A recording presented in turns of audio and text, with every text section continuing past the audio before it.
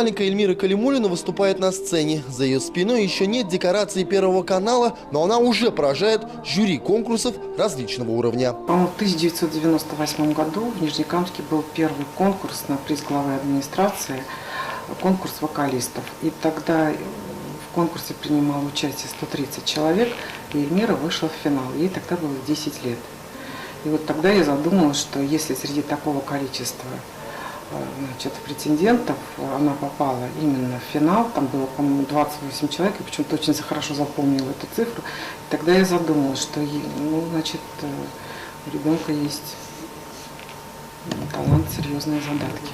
Мама Эльмиры делится с нами, что на телевидение ее дочь хотела попасть давно. Была идея участвовать в проекте «Фабрика звезд». Эльмира в то время училась в 10 классе, и родители предпочли образование. Вторая попытка – конкурс «Новая волна». Но в это время Эльмире нужно было заканчивать сразу 2 высших учебных заведения. И вот когда уже дипломы были на руках, Первый канал открыл новый проект «Голос». Эльмира решила участвовать. Я только поприветствовала и сказала: ну давай попробуй.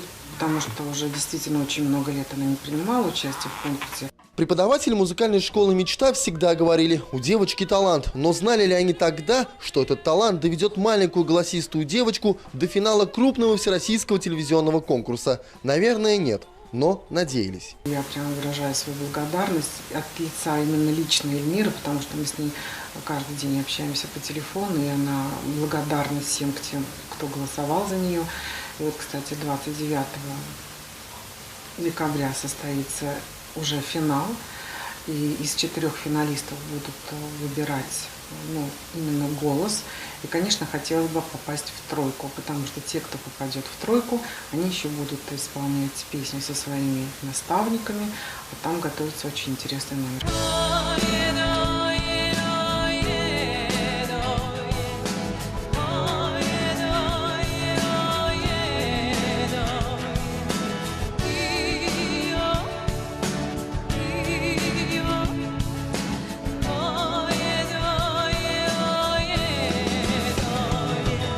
Практически на любом современном шоу, помимо таланта, нужно иметь еще и хорошую поддержку. В этом Эльмире могут помочь жители Татарстана и родного Нижнекамска. Голосование начнется 29 числа во время финального прямого эфира проекта «Голос» на Первом канале в 21 час 30 минут.